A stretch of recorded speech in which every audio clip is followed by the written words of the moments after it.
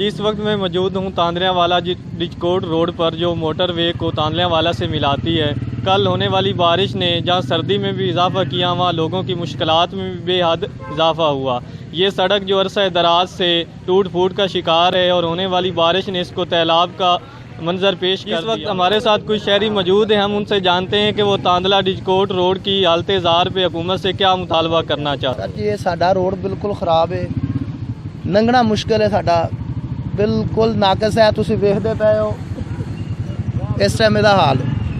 मेहरबानी तुसीं साडे ते इस रोड ते आना जाना मुसीबत पड़ गई है जी। पक्की वेखो जी, कोई कारोबार नहीं, कोई धंधा नहीं, कोई रास्ता नहीं, कोई लंघन टप्पण नहीं, बहुत मुसीबत पड़ी हुई है। ये जी कैसी हुकूमत आ गई कि साडे गाटे ही ला देवे, इस गल नाल खत्म हो पड़ी। ये डिचकोट रोड पर ये सड़क टूटी हुई अरसर दराज से, कई दफ़ा एक्सीडेंट भी हुए हैं और पानी का निकास भी नहीं है।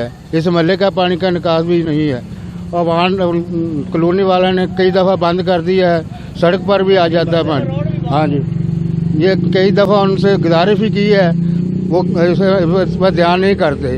आपसे गुजारिश है कि इसका इंतज़ाम किया जाए।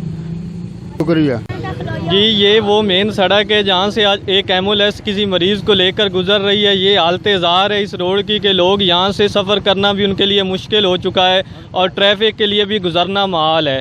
जी ये मेन सड़क है जो तांदलियावाला शहर को मोटरवे से मिलाती है। इलाका मकीनों का मुतालबा है कि इस सड़क को जल्द तमीर किया जाए ताकि हम अपने बच्चों को बर वक्त स्कूल भी भेज सकें, जिसमें उनको मुश्किलात पेश आ रही हैं।